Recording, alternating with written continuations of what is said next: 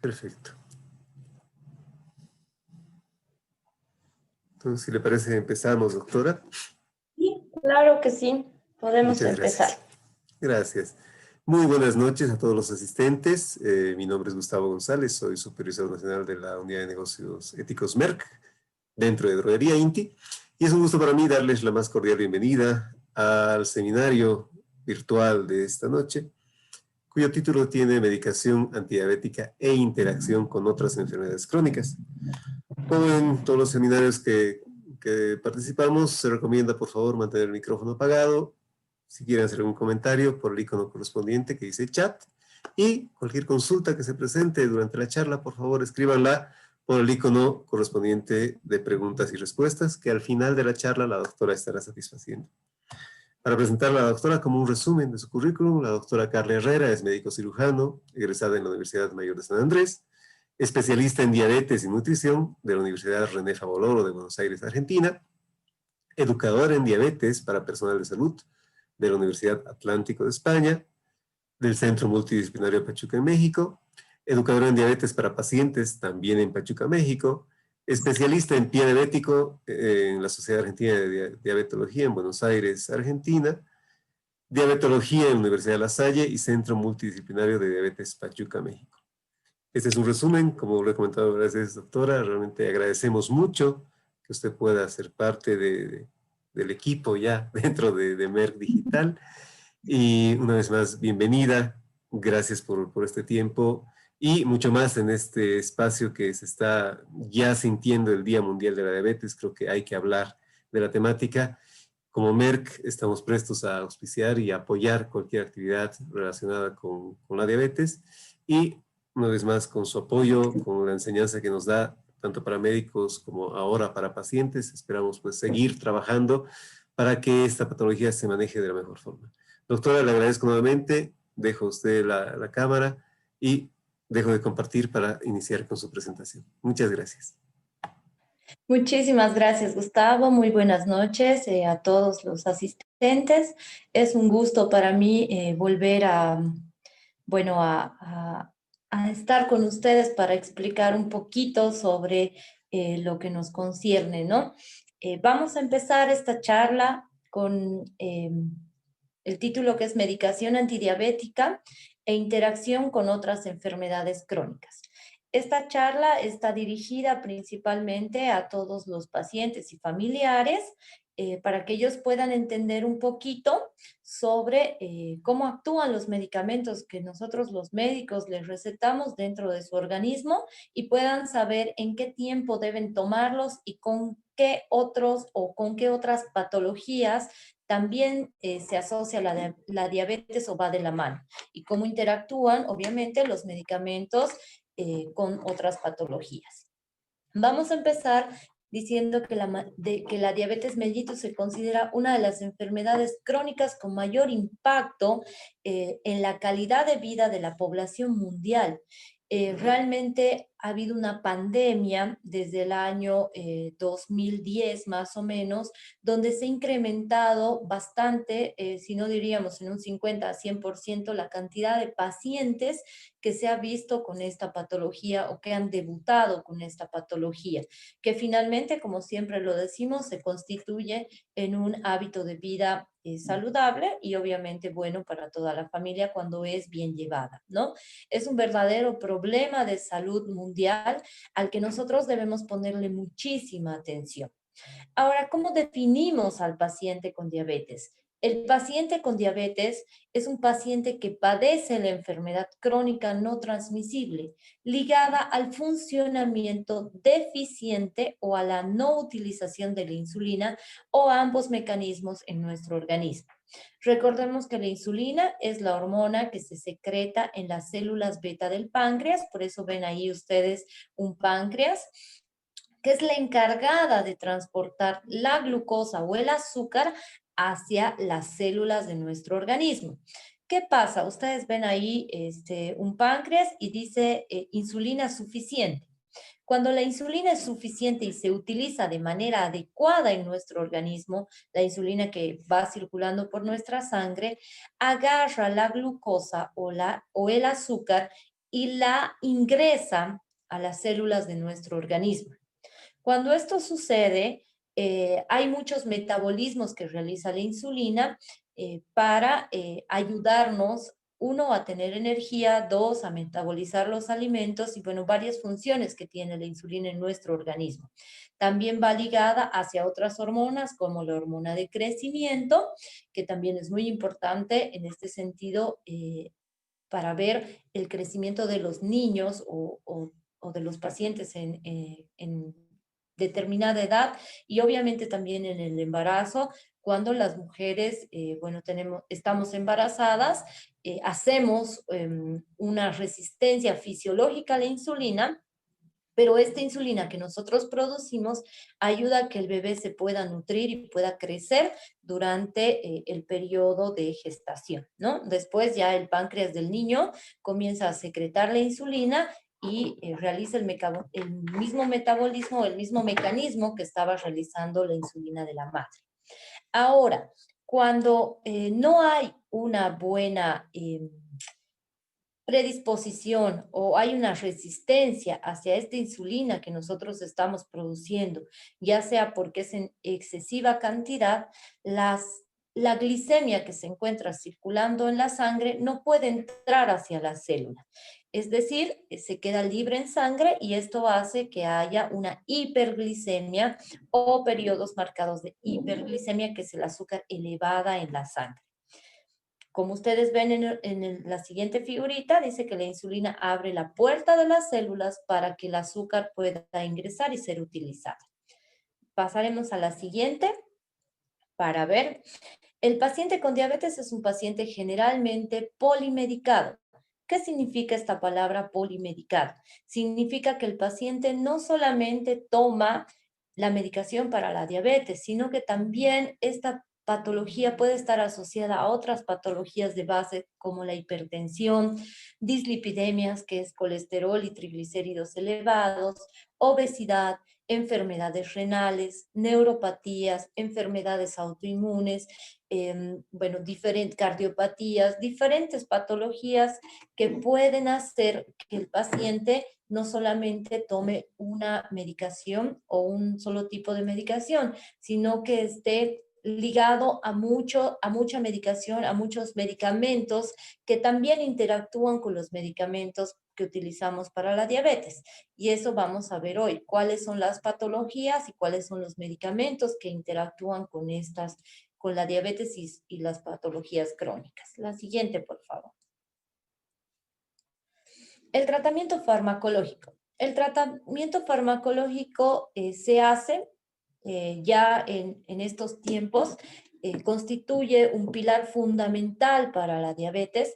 Antes, yo me acuerdo cuando estaba en la facultad, siempre nos decían que el tratamiento para la diabetes empezaba con cambiar los hábitos de vida, cambiar el plan de alimentación y obviamente realizar ejercicio. Si esto no funcionaba, recién podíamos poner medicación al paciente con diabetes, pero ya varios estudios han ido revelando que el tratamiento pronto o con prontitud medicamentoso o farmacológico en el debut de diabetes ayuda a que el paciente pueda prevenir las complicaciones de las que ya alguna vez habíamos hablado, ¿no? Y el objetivo de esto es controlar siempre la glicemia en el paciente y que la vida o el cambio en el estilo de vida y la alimentación vayan acompañados del tratamiento farmacológico. La siguiente. Bueno, dentro de nuestro tratamiento farmacológico, y aquí he tratado de resumir porque, bueno, es un poco para que ustedes puedan comprender cómo actúan los medicamentos. No vamos a dar farmacología exacta de todos los medicamentos, sí puse 3 medicamentos básicos y esenciales que usamos, que es metformina, glibenclamida, glimepiride e insulina, ¿no? Y vamos a ver cómo actúan los medicamentos en nuestro organismo. La metformina, que ha sido uno de los primeros fármacos, si no el primero en ser utilizado en la diabetes y el más efectivo hasta el día de hoy, es un fármaco de elección o de primera elección en la diabetes mellitus. Puede ser que podamos utilizar solo metformina o combinarla con otros medicamentos hipoglicemiantes orales o antidiabéticos orales, ¿no? Incluso con la insulina. Esto va a ir ligado al criterio médico, va a ir ligado también a la evolución de cada paciente y va a ir ligado obviamente al plan de alimentación que cumple cada paciente y a la forma o hábito de vida que vaya cambiando el paciente, ¿no? Puede no estar indicado cuando hay una intolerancia o hay una reacción alérgica a la metformina que se ha visto que es muy poca, ¿no? ¿Cuál es el mecanismo de acción de la metformina o cómo actúa la metformina? La metformina disminuye la producción hepática de la glucosa. ¿Qué significa? Que el hígado ya no puede producir tanta azúcar o produce en un menor grado para aumentar esta captación de la glucosa por el músculo o por las otras células de nuestro organismo, incluso las células intestinales, que son las principales células que absorben la glucosa para ser transportada a diferentes células de nuestro organismo y ser utilizadas de manera adecuada. Hemos hablado bastante durante todo este tiempo y este año sobre la hemoglobina glicosilada. Y la hemoglobina glicosilada se ha constituido un pilar también fundamental en nuestro tratamiento y seguimiento de la diabetes porque nos ayuda a ver más o menos el promedio de los 3 últimos meses de cómo funciona nuestro páncreas, de cómo nuestro hígado está captando la glucosa, de cómo nuestras células está captando la glucosa y de cómo está produciendo la insulina en nuestro páncreas, ¿no?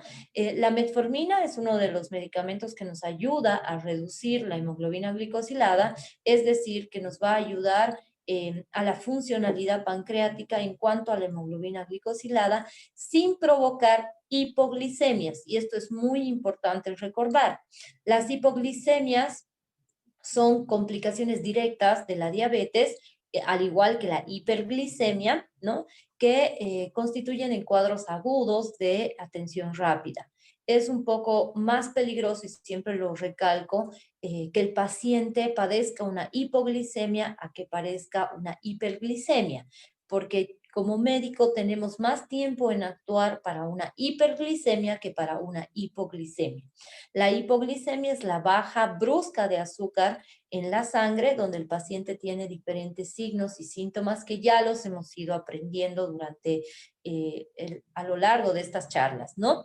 Pero tengan por seguro que la metformina es un medicamento seguro que no causa hipoglicemias. Quiere decir que el paciente que tome la metformina no va a sufrir estos signos y síntomas de la hipoglicemia que podrían ser mucha hambre, sensación de mucha hambre, cansancio excesivo, ¿no? A veces también visión borrosa, pero lo característico de la hipoglicemia es que el paciente en ese momento tiene sudoración fría y mucho apetito, ¿no? La siguiente, por favor. En todas las guías que nosotros tenemos a lo largo de investigaciones científicas de los medicamentos, porque para sacar un medicamento, no olviden que estos medicamentos deben pasar por un proceso riguroso, un estudio, la comprobación de el efecto también en humanos, ¿no? Entonces, bueno, todo esto hace que nuestras guías de tratamiento pongan a la metformina como el medicamento de inicio, puede ser en una monoterapia por la eficacia que tiene o también en una terapia combinada que puede ser utilizada. La metformina es un fármaco accesible, de bajo costo económico, muy favorable, tiene una aceptada tolerancia, pero obviamente también va a tener efectos adversos en algunos pacientes, ¿no? El efecto es neutro sobre el peso. ¿Qué hace la metformina? No es que suba o baje de peso de manera brusca, ¿no? Lo que hace la metformina es acelerar un poco el metabolismo para que el paciente pueda sintetizar o tener un metabolismo más adecuado de las grasas y no retenga o no almacene con mayor facilidad, y eso nos permita bajar de peso poco a poco, ¿no? El perfil lipídico, como les decía, en cuanto al metabolismo de colesterol y triglicéridos, es favorable, ayuda a mejorar el perfil lipídico y el metabolismo de grasitas en el organismo, y la tolerancia es aceptable.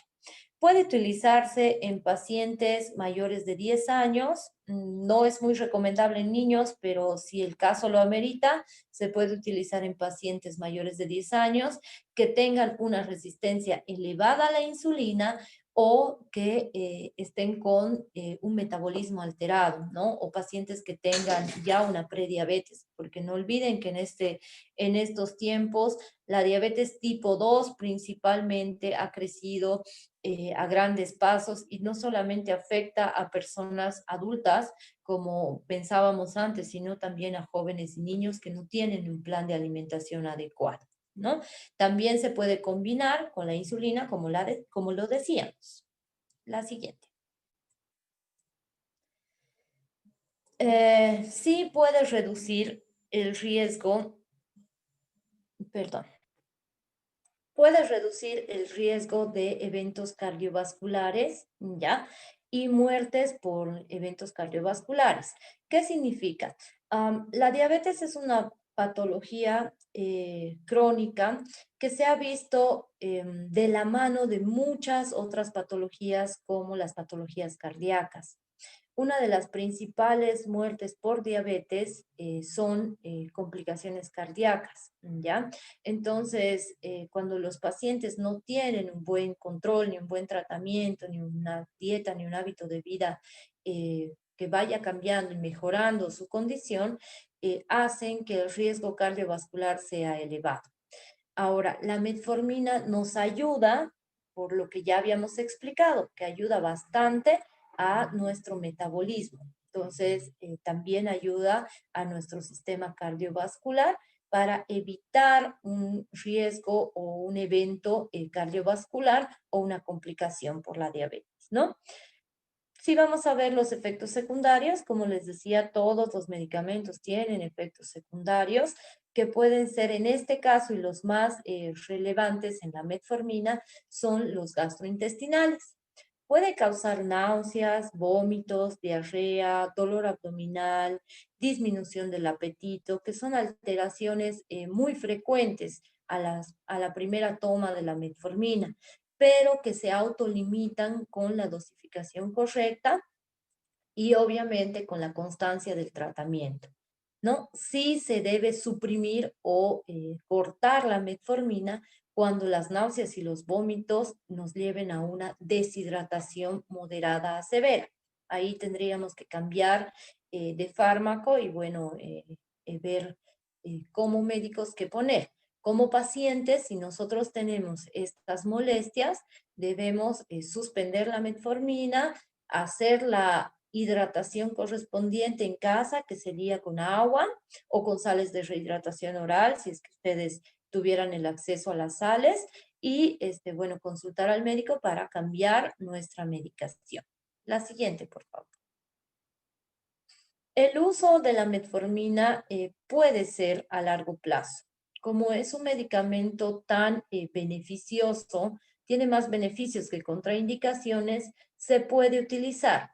Pero cuando los pacientes utilizan metformina, también deben tener cierto cuidado con el sistema neurológico, porque puede asociarse con una deficiencia de la vitamina B12. ¿Qué significa eso? Significa que la metformina podría acelerar el riesgo de una neuropatía periférica en la diabetes. ¿Cómo nos damos cuenta de esto?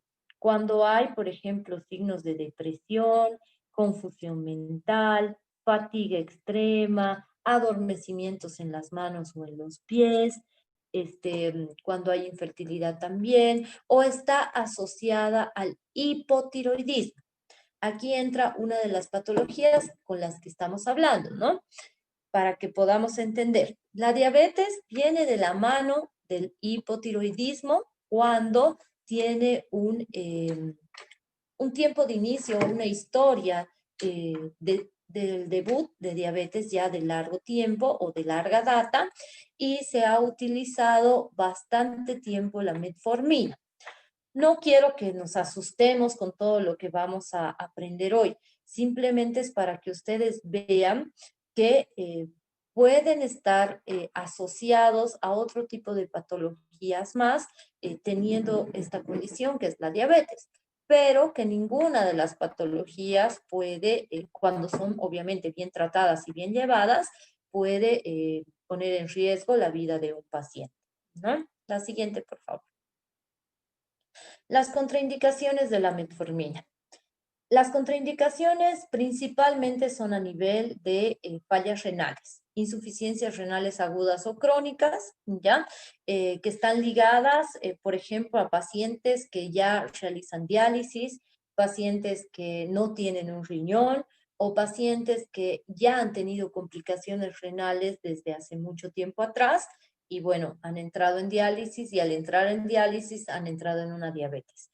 Ahí nosotros no podemos utilizar la metformina, ¿no? Estamos hablando de diabetes tipo 2. En caso de diabetes tipo 1, los pacientes con diabetes tipo 1, recordemos que son pacientes que utilizan insulina todo el tiempo. No pueden dejar de utilizar la insulina. Entonces, es necesario saber que los pacientes con diabetes tipo 1 también podrían utilizar la metformina si es que lo requieren. Nos ayudaría a nivel de la metabolización de la insulina y la utilización de la insulina en nuestro organismo.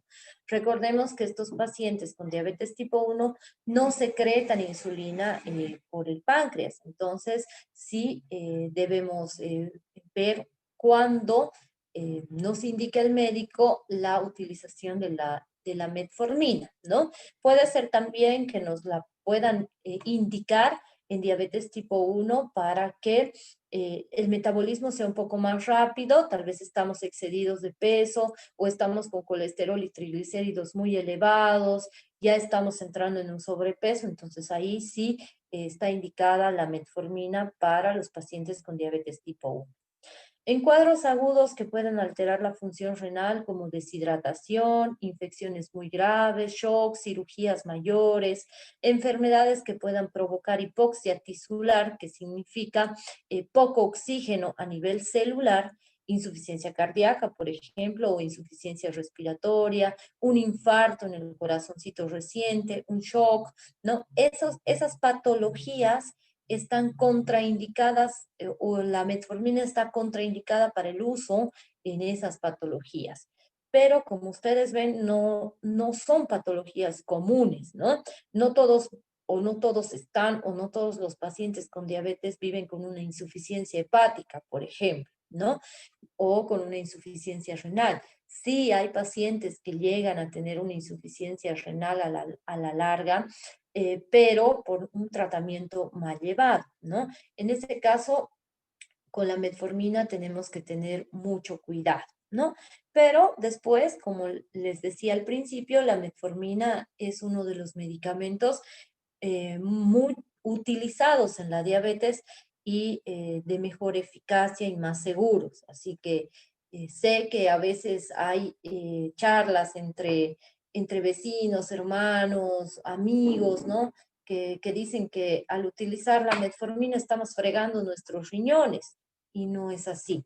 Si bien todos los medicamentos tienen que excretarse, metabolizarse por riñón y por hígado, todos los medicamentos que nosotros tomamos, al igual que los alimentos, la metformina es uno de los medicamentos más eficaces que tenemos para la diabetes en cuanto a medicación vía oral, ¿no? Tampoco podemos olvidar que si hay un paciente con alcoholismo o un paciente con intoxicación alcohólica aguda, no podemos utilizar la metformina. Y ahí viene la pregunta que siempre nos hacen en la consulta. Si nosotros tenemos un evento y compartimos bebidas alcohólicas, ¿puedo tomar mi metformina después o antes de compartir bebidas alcohólicas? La vamos a dejar la respuesta para el final, para que ustedes me contesten y bueno, veamos si hemos aprendido o no esta parte de la metformina. La siguiente, por favor. Bueno, las sulfonilureas. ¿Qué son las sulfonilureas? Es un grupo de medicamentos o antidiabéticos orales donde está la famosa glibenclamida y la glimepiride, que son sulfonilureas de segunda generación. Estos medicamentos van a actuar directamente en la célula beta del páncreas que produce la insulina, ¿ya? Para que puedan producir, para que libere la insulina hacia el torrente sanguíneo y pueda ser utilizada, digamos así, la glibenclamida. Pero al hacer esto, la glibenclamida puede provocar hipoglicemias. Entonces, el páncreas tiene que tener una reserva adecuada de insulina para poder utilizar la glibenclamida o el glimepiride. Sí van a reducir también la hemoglobina glicosilada en un 1.5 a 2%, que es un valor muy importante, porque nosotros vamos a ir midiendo esta hemoglobina glicosilada durante cada 3 meses, perdón, para saber cómo estamos en cuanto al tratamiento y al funcionamiento del páncreas. La siguiente. ¿Cuáles son las contraindicaciones de la glibenclamida? Debe suspenderse ante la existencia de una complicación de la diabetes que se llama cetosis, cuando hay mucha producción o mucha glicemia suelta en nuestro torrente sanguíneo y nuestro organismo comienza a deshidratarse y a producir cuerpos tóxicos que hacen que el paciente pueda entrar en un coma diabético. Ahí nosotros debemos suspender la glibenclamida. En cirugías muy grandes, enfermedades del hígado, traumatismos o enfermedades muy graves, embarazo y lactancia, porque en el embarazo y en la lactancia la glibenclamida pasa fácilmente el torrente sanguíneo y la barrera placentaria y de la leche. Entonces podemos hacer que nosotros, digamos, si hay una mujer embarazada o hay una mamá que ya ha tenido al bebé recientemente y tiene diabetes, si yo como médico le doy la glibenclamida, puedo provocar que ese niño tenga una hipoglicemia, que es la bajada brusca de azúcar, no solamente en la mamá, sino también en el bebé. Entonces, nosotros si estamos embarazadas, si estamos dando de lactar, tenemos que tener mucho cuidado con la medicación que vayamos a tomar, ¿no? La siguiente, por favor. Las insulinas.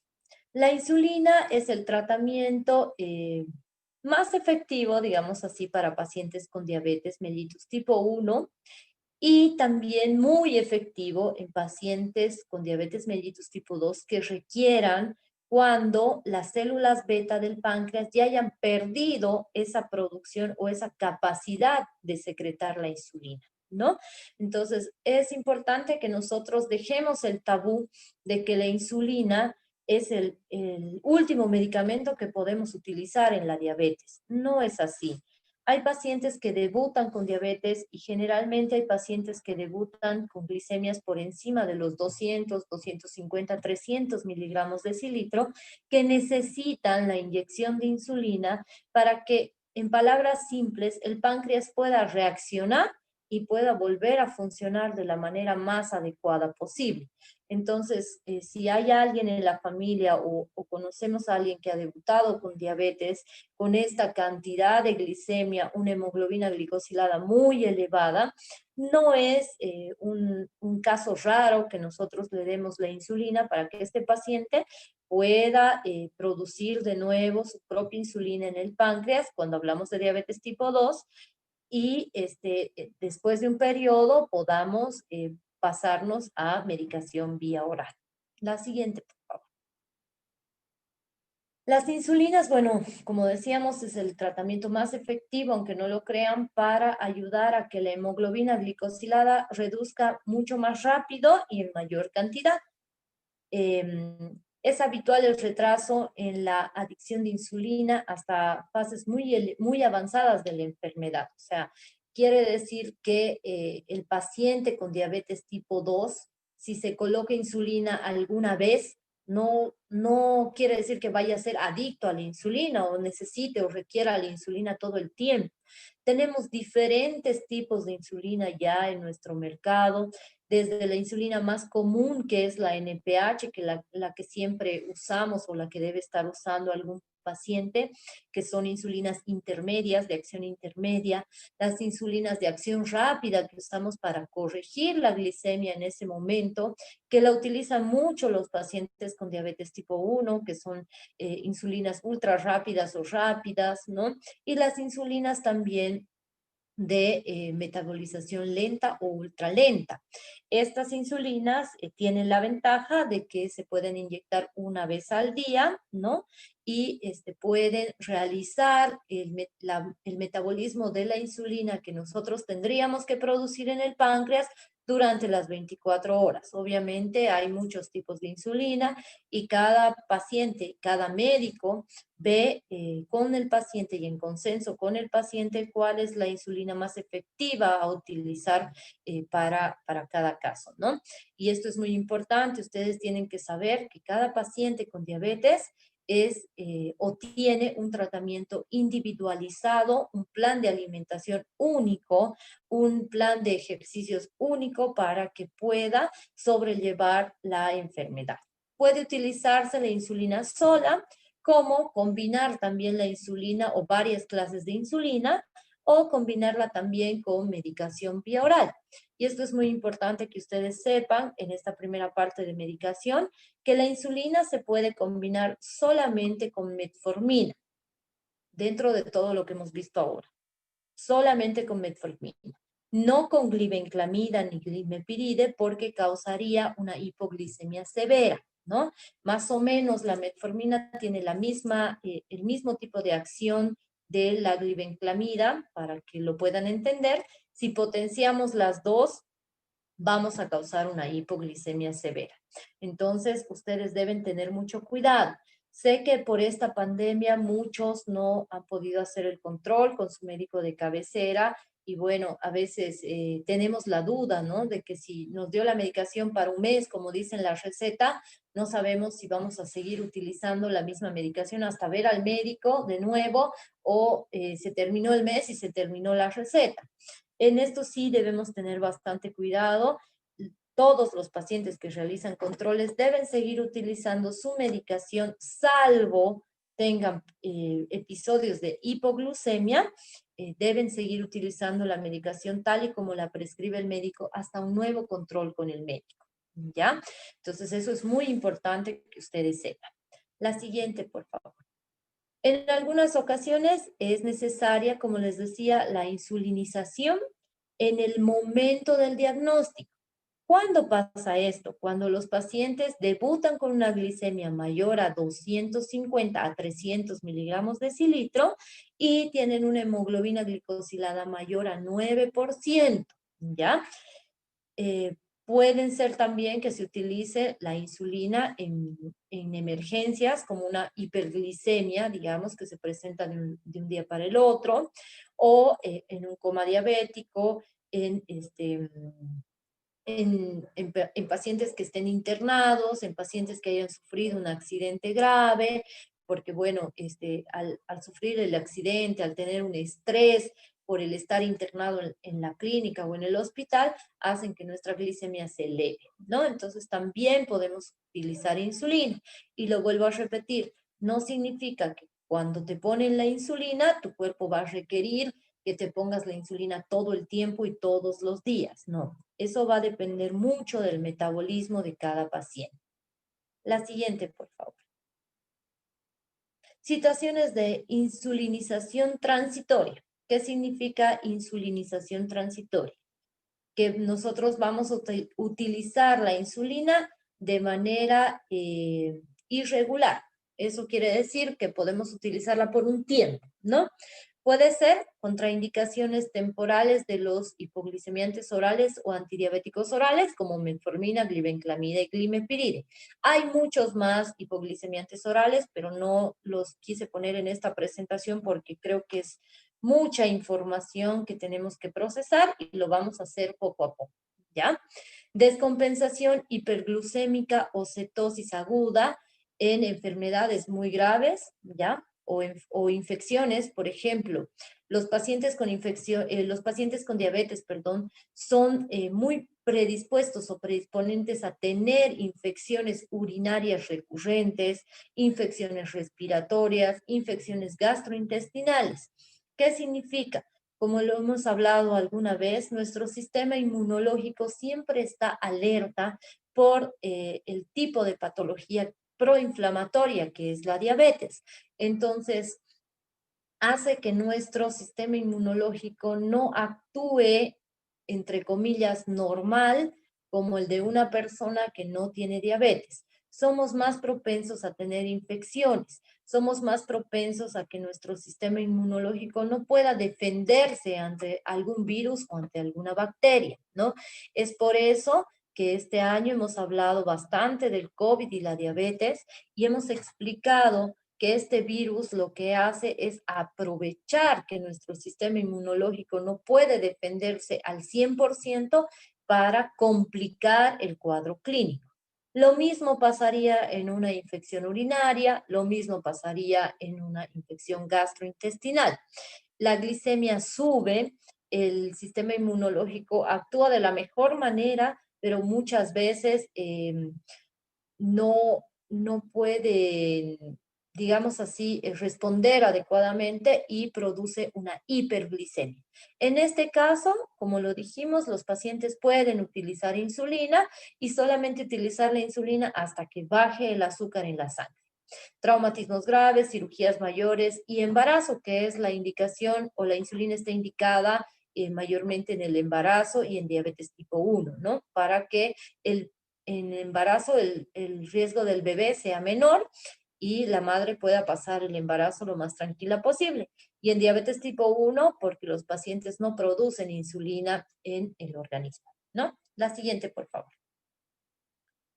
¿Cuándo utilizamos la insulina definitivamente?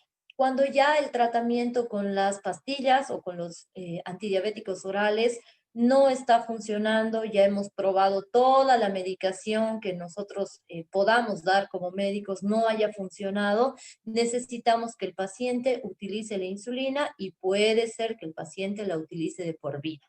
Es una de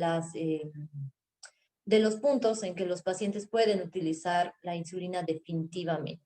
Cuando el control de las glicemias es deficiente, cuando los pacientes con diabetes no tienen una adecuada alimentación, un adecuado plan de ejercicios, cuando no hay un cambio de hábito de vida evidente y cuando el paciente no se compromete con la patología, ¿no? A veces el diagnóstico de diabetes es bastante molestoso para los pacientes, bastante choqueante, impactante y hace que el paciente pueda entrar en una negación.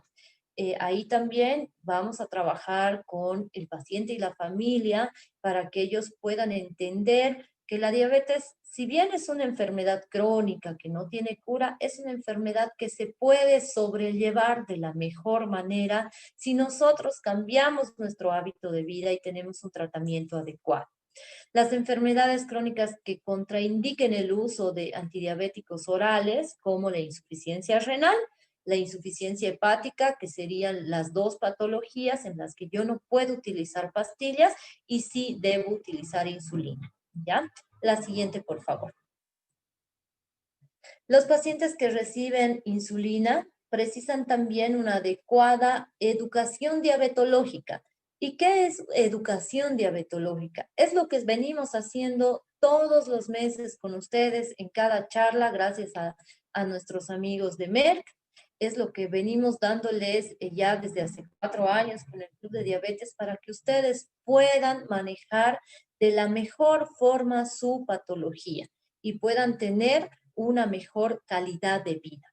Entonces, esto es muy importante y sí es muy reflectivo o reflexivo para nosotros como personal de salud, tratar de averiguar e indagar más sobre la educación diabetológica, en cómo ayudar técnicamente en el manejo de la diabetes, no solamente de la insulina, sino también de la medicación oral, la monitorización de la glicemia, la nutrición o el plan de alimentación y el reconocimiento y el tratamiento de las complicaciones inmediatas de la diabetes, que es la hipo y la hiperglicemia, ¿no? La siguiente, por favor. Bueno, con esto hemos terminado nuestro tema de el que nos corresponde a antidiabéticos orales e interacción con otras patologías, pero quiero recordarles que el 14 de noviembre es el Día Mundial de la Diabetes.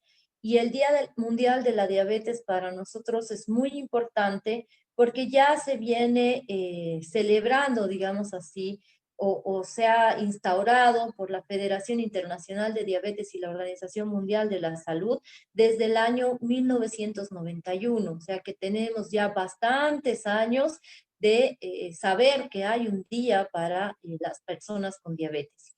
El 2007, las Naciones Unidas han celebrado este día por primera vez tras una resolución que salió que el Día Mundial de la Diabetes se convirtió ya en un Día Mundial de la Diabetes a nivel internacional y fue oficializado por la ONU. La siguiente, por favor. Entonces, nosotros debemos saber que el 14 de noviembre fue la fecha en que nuestros grandes científicos y médicos como Frederick y Charles Bess han descubierto la insulina. Es por esto que el 14 de noviembre se ha colocado como el Día Mundial de la Diabetes. Pero no sería justo decir solo Día Mundial de la Diabetes. Creo que sería mejor tratar de que se diga o se logre poner este Día Mundial como el Día Mundial de las personas con diabetes, porque finalmente son ustedes los que nos enseñan a nosotros los médicos sobre esta, para mí, hermosa patología, porque cada día voy aprendiendo más con cada uno de ustedes, ¿no? Y bueno, es muy importante que nosotros tomemos conciencia que tenemos también un signo o un símbolo para nuestro grupo, que es el círculo azul. Es muy importante y es muy bonito el significado porque este signo está cargado de positividad. Entonces, este círculo también ha englobado a muchas culturas, simboliza la vida y la salud, porque el color azul, bueno, ellos lo han tomado como un color de esperanza que representa el cielo y que une el cielo a todo el mundo, ¿no? Entonces, ese es nuestro símbolo, es el círculo azul que va a simbolizar la unidad de la comunidad internacional de la diabetes en respuesta a la pandemia de la diabetes. Ahora, ¿por qué la Organización Mundial de la Salud y la Federación Internacional de Diabetes han decidido que haya un Día Mundial de Diabetes? Porque se ha visto que la diabetes realmente es una pandemia mundial, ¿no? Se ha visto que el crecimiento, la siguiente por favor, el crecimiento de esta patología es bastante exagerado y quiero que ustedes vean estas cifras. La diabetes ha aumentado en 108 millones desde 1980 a 422 millones en el último censo del 2014. Estamos hablando de 6 años atrás. Pero la prevalencia se va midiendo cada año y la prevalencia mundial de la diabetes ha subido de un 4% a un 8.5% a nivel mundial.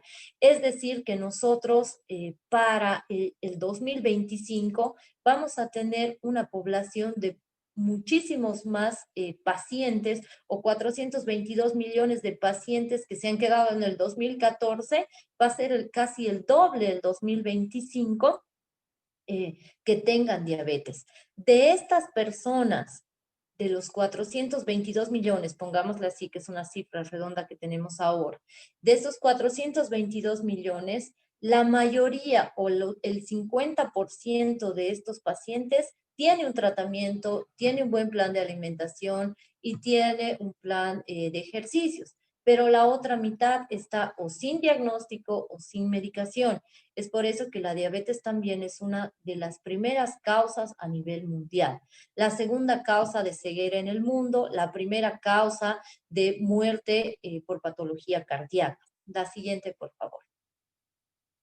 Así que nosotros debemos tomar conciencia que la diabetes es una patología importante, ¿ya? Como les decía, causa de ceguera, insuficiencia renal, patologías cardíacas, accidentes vasculares, que significan embolias o preembolias, y amputación de miembros inferiores. Y esto es muy importante concientizar a todos los pacientes que la diabetes tiene consecuencias graves como el pie diabético y nosotros debemos cuidarnos. La siguiente. Se estima que en el 2016 la diabetes fue una causa directa de 1.6 millones de muertes en el mundo, ¿no? Por una hiperglucemia. Entonces, hay que tomar conciencia que si bien es una patología con la que podemos vivir, es una patología que requiere mucho cuidado de cada uno y mucho interés de cada uno. La siguiente, por favor. Casi la mitad de todas las muertes se atribuyen a las glicemias elevadas o las hiperglucemias, ¿ya? Y tienen lugar antes de los 70 años de edad. Es por eso que la Organización Mundial de la Salud también le ha puesto gran importancia a este día o a esta patología para darle un día a nivel mundial.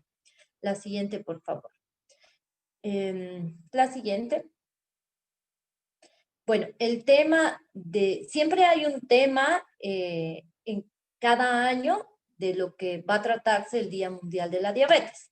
Y el tema de este año es que los profesionales de enfermería, porque ya, bueno, tenemos que tratar en conjunto multidisciplinario al paciente con diabetes, los profesionales de enfermería marcan la diferencia para destacar el papel fundamental que desempeñan en el apoyo a las personas que viven con diabetes. Es decir, que las enfermeras, y les agradecemos mucho a nuestras queridas licenciadas, el poner interés en la patología y en poner interés no solamente en cumplir las indicaciones de los médicos, sino también en educar a nuestros pacientes y en apoyar a nuestros pacientes para que ellos puedan tener una vida o una medicación adecuada en el domicilio y puedan seguir al pie de la letra lo que dice el médico. Muy bien, creo que es todo. Si tienen alguna consulta, estamos dispuestos a atenderlos. Muchas gracias, doctora. De verdad, muy, muy completa la charla, como siempre. Y estas diapositivas finales, pues aclaran muchos puntos que en estos días hay que tener muy, muy claro para continuar, ¿no? Manejando la patología, como usted dice. Todos vamos conociendo al respecto, dentro del círculo estamos todos, ¿no? Los pacientes, los Así es. médicos, los educadores y nosotros como industria. Así que es por eso que también, como Droguería Inti y Merck, tratamos de que se siga trabajando al respecto, mucho más de manera virtual este tiempo, pero cuando se pueda de manera presencial estamos pendientes. Así que ya veo algunas consultas, doctora, permítame darles Claro que lectura. sí. Le consultan si la diabetes como enfermedad se puede tener, si la diabetes como enfermedad se puede tener certificación médica y otra cosa, si no hay ayuda para compra de insulina lechosa. O sea, le piden certificación por diabetes. Por un lado, ¿existe certificación, doctora? Sí, nosotros podemos dar una certificación con el certificado médico común, ¿no? O normal que tenemos del ministerio, dependiendo obviamente, ¿no? El cuadro clínico del paciente, ¿no?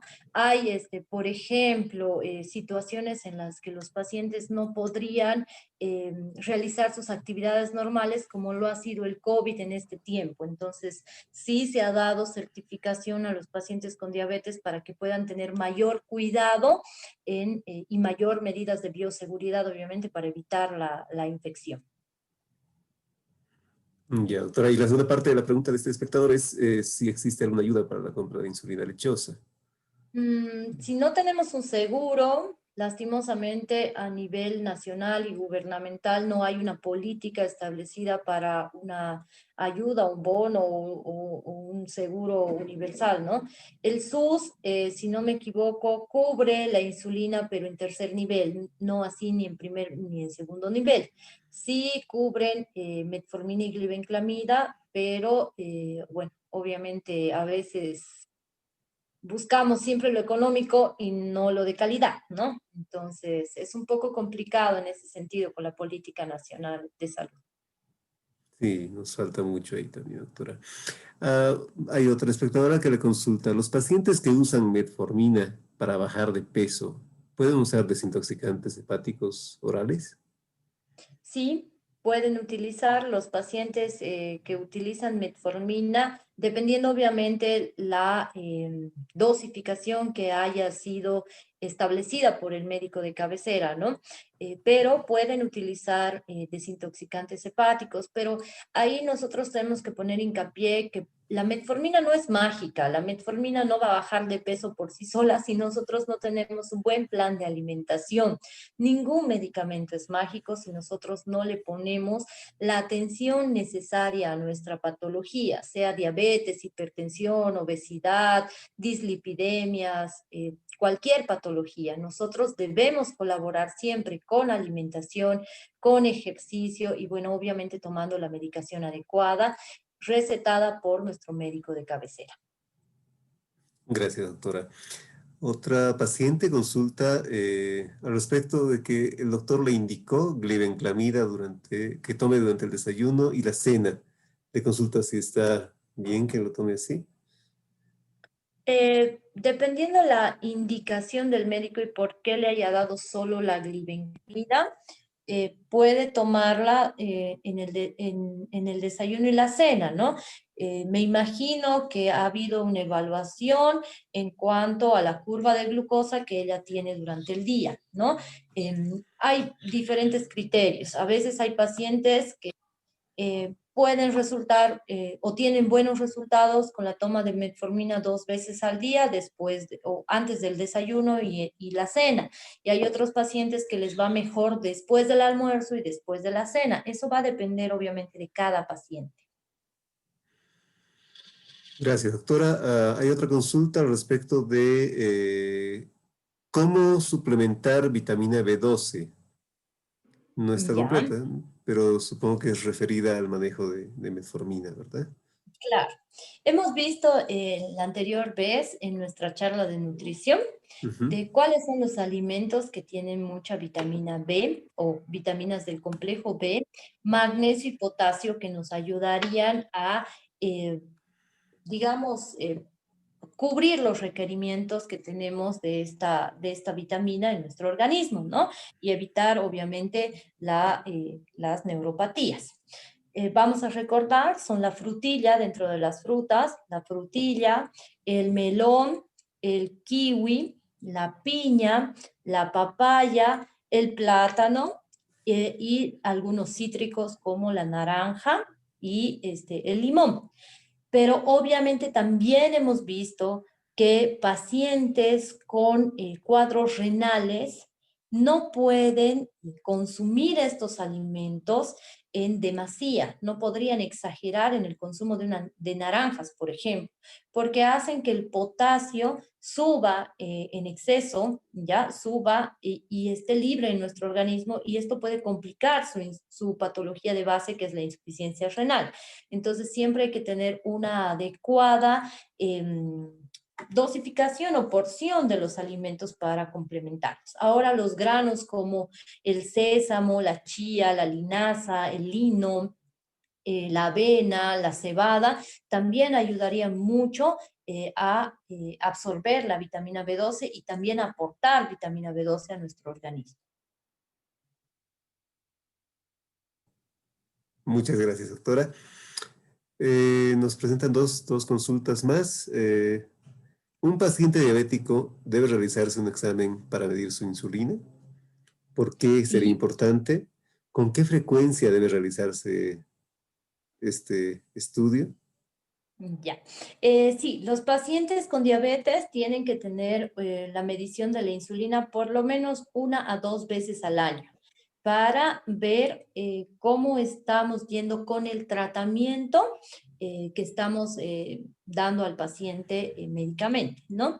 Y obviamente también para saber cómo va funcionando nuestro páncreas, cómo va a actuar nuestra hemoglobina glicosilada. Es muy importante que el paciente tenga este examen de laboratorio, como les digo, 1 a 2 veces al año y obviamente también para prevenir otro tipo de patologías como el hipotiroidismo, que también van muy ligados a la resistencia a la insulina.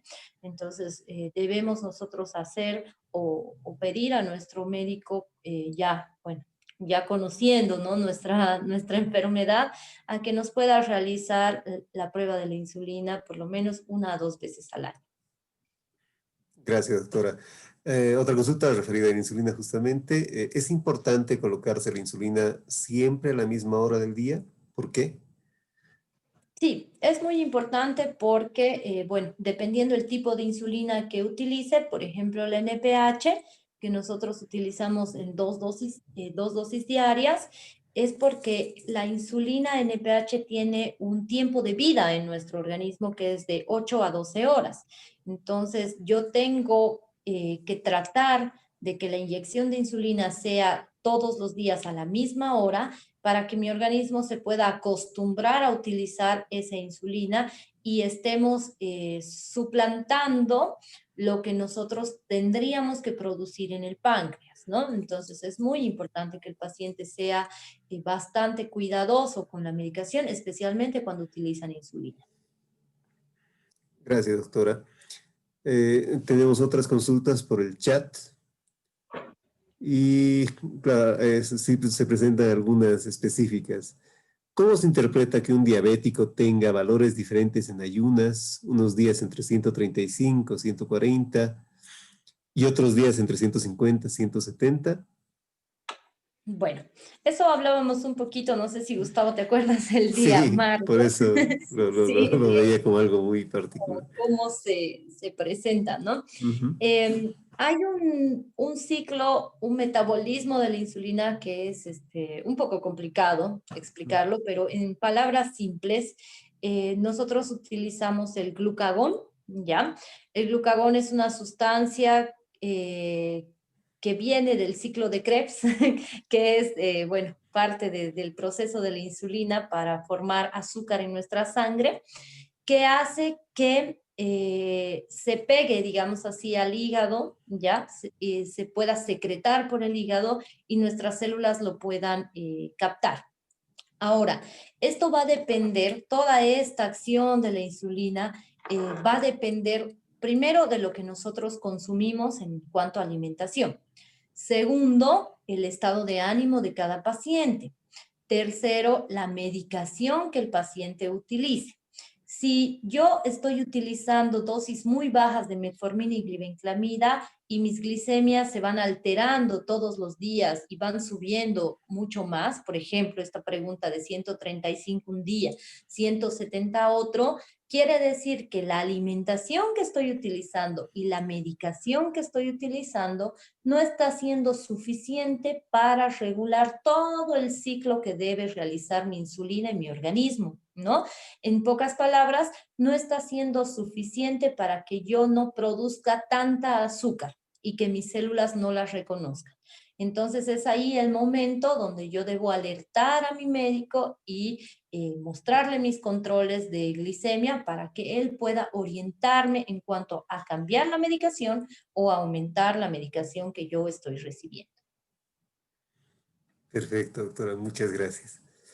Le hace la consulta al respecto de la diferencia entre la metformina de 500, 750 y 800 y cuándo deberían utilizarla.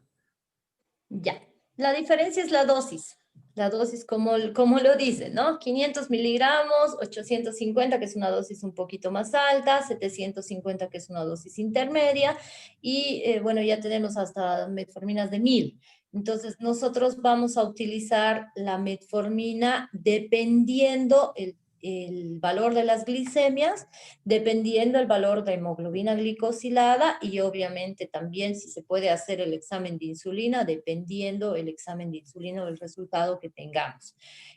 No está mal, y lo decíamos el día martes que teníamos una charla con personal de farmacia y médicos de primer nivel y segundo nivel, que empezar con una metformina de dosis de 850 ayuda al paciente a que pueda bajar la glicemia paulatinamente. Y no porque la metformina, como les decía en la charla y estaba pendiente, no porque la metformina cause hipoglicemias, sino porque la metformina ayuda a que la secreción de la insulina no sea elevada y no sea, digamos, inadecuada para nuestro organismo, sino que va regulando el funcionamiento del páncreas poco a poco. Es por eso que no baja el azúcar de golpe, no causa hipoglicemia como lo hace la glibenclamida. Y esto también tienen que saberlo nuestros pacientes. Exacto, doctora, muchas gracias. Aquí surge una consulta interesante y preocupante a la vez. Le preguntan, algunos pacientes están recibiendo metformina para adelgazar combinada con levotiroxina. ¿Es peligroso este tratamiento? No es peligroso el tratamiento de la levotiroxina combinada con la metformina cuando hay una patología tiroidea de base. ¿Qué significa? Que yo utilizo levotiroxina cuando tengo hipotiroidismo, que es una alteración o una patología de la glándula tiroides que se encuentra en el cuellito, ¿no? Si yo tengo hipotiroidismo, como hemos visto, se ve alterado mi metabolismo. ¿Qué hace la metformina? Me ayuda a corregir mi metabolismo para tener una mejor metabolización de las grasas, no tener tanta grasita en sangre. Pero como les decía, la metformina no es mágica, no baja de peso por completo, ¿no? Ayuda a que el metabolismo se pueda regularizar. Obviamente también tiene dosis adecuadas. No puedo tomar 3, 4, 5, 6 metforminas al día pensando que eso me va a ayudar a bajar de peso de golpe. No es así. Hay que tener mucho cuidado con la automedicación. Y eso lo vamos a recalcar siempre. La automedicación para nada aceptable, pero sí cuando un médico hace la evaluación pertinente y hay un hipotiroidismo, puede dar metformina para ayudar a que el metabolismo se pueda regularizar. No es un tratamiento de alto riesgo, pero obviamente sí tiene puede tener algunas reacciones adversas en algunos pacientes, como lo hemos visto, dolor abdominal, náuseas, vómitos, diarreas, a un inicio, que se autolimitan después de la toma de un tiempito de la metformina. Gracias, doctora. Le consultan también, primero le agradecen y la felicitan, por supuesto, y le consultan al respecto de un tratamiento efectivo para la diabetes en el embarazo. Un tratamiento efectivo para la diabetes en el embarazo, yo pienso que es la insulina. Si bien la metformina también está dentro de nuestras guías indicada para el embarazo, preferiblemente nosotros utilizamos insulina para que no haya tanto riesgo en el bebé, ¿no? Y para poder normalizar la glicemia adecuadamente, ¿no? La glicemia de la mamá. Perfecto, muchas gracias, doctora. Le consultan al respecto de si una infección urinaria es causa de glicemia elevada o una glicemia alta es causa de la infección. Así es, van de la mano. Cuando yo no tengo un buen control de la glicemia, les decía que somos más propensos a tener infecciones urinarias, respiratorias y gastrointestinales principalmente, ¿no? Además de, obviamente, si tenemos alguna ulceración, una infección en tejido blando es más que segura.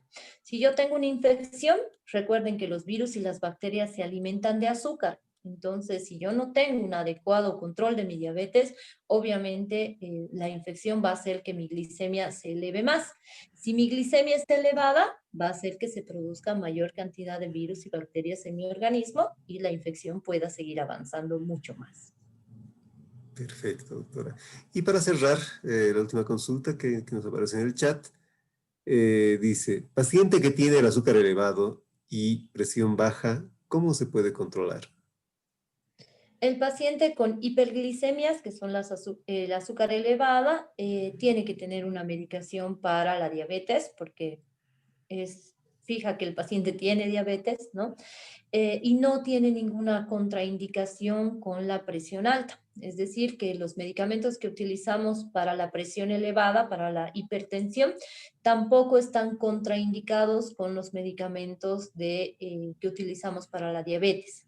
Entonces, ustedes tienen que tener la plena seguridad de que si hay alguna patología de base, como dijimos, hipertensión o hipotensión en este caso, es muy baja el riesgo de que algún medicamento para la diabetes pueda hacerle daño al paciente con el medicamento que esté tomando para la otra patología de base que tenga. Muchas gracias, doctora. Muchas gracias por las respuestas. Con esta última pregunta creo que satisfacemos todas las consultas de este seminario. Así que una vez más, doctora, la invito a cerrar el seminario virtual de este día, dirigido a los pacientes, a sus pacientes diabéticos. Gracias, doctora. La cámara Gracias, y el micrófono es suyo. muchísimas gracias, Gustavo. La verdad es un placer para mí poder estar esta noche con ustedes, poder compartir un poquito más. Si bien este tema es muy amplio, tenemos mucha medicación por hablar, muchas cosas por decir de todo lo que utilizamos para la diabetes. Hemos utilizado este espacio no solamente para que ustedes aprendan un poquito más de lo principal que damos para la diabetes, que es la metformina, glibenclamida y la insulina, ¿no? Sino también para hacerles recuerdo de que este sábado es el Día Mundial de la Diabetes y principalmente para hacerles recuerdo que este sábado es el Día Mundial del Paciente con Diabetes y de que ese círculo azul que nosotros tenemos como símbolo de nuestra patología, de nuestro estilo de vida, nos une y nos acerca no solamente a los pacientes que están en esta charla, sino también a todos aquellos que quieran unirse a nuestro club de diabetes.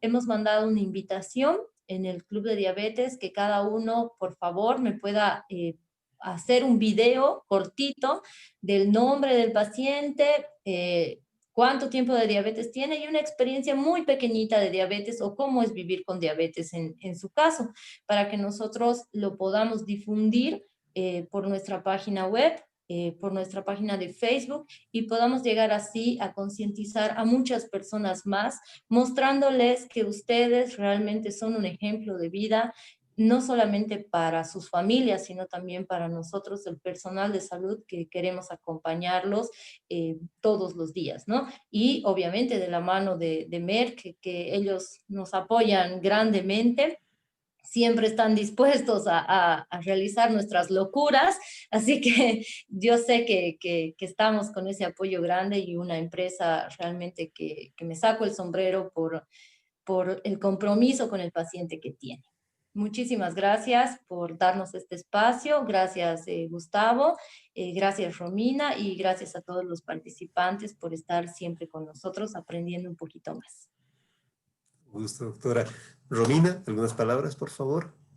Muchas gracias, doctora, nuevamente por su apoyo, ¿no? Por apoyar a la población diabética, que este club y el Zoom que estamos haciendo desde hace unos meses ya atrás fue porque los pacientes nos lo solicitaron. Entonces les pido el apoyo para que nos ayuden a difundir, tanto con familiares como con vecinos, ¿no? Que sepan que tengan esta enfermedad. Y los invito para el 10 de diciembre, que ya sería la última reunión que tuviéramos este año, ¿no? Vamos a hablar de cómo manejar los estados emocionales para que no afecten la salud y ejercicios recomendados en diabéticos. Perfecto. Muchas gracias. Con eso me despido. Gracias, Romina.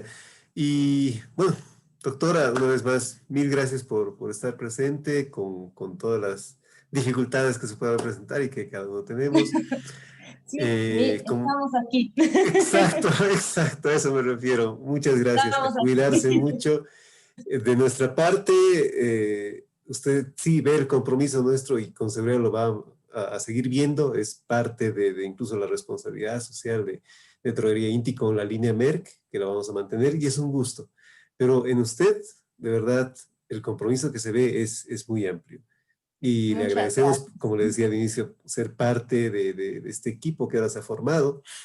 Dentro de este círculo, como mencionábamos, están los pacientes, está usted como médico, están las licenciadas alrededor, educadoras en diabetes, y con seguridad nosotros como industria, que vamos a continuar para que el paciente esté bien cuidado, para que los médicos tengan las soluciones en sus manos y poder tratar eficientemente a sus pacientes. Y vamos a continuar con estas charlas, como ya mencionó Romina, tenemos ya una charla para pacientes el 10 de diciembre que pues se acerca rápido, es menos de un mes. Y Sí. lo que venga el próximo año vamos a seguir trabajando. Doctora, un gusto compartir con ustedes esta pantalla nuevamente. Estamos en una próxima oportunidad Gracias, reuniéndonos por Gustavo. esta vía. Y a los asistentes, ¿no? Muchas gracias por participar, muchas gracias por estar presentes hasta esta hora y nos estamos viendo en una próxima oportunidad en esta su plataforma Merck Digital para los diabéticos. Un gusto. Hasta una próxima. Gracias, Gustavo. Chao. Chao, doctora. Cuídese, por favor.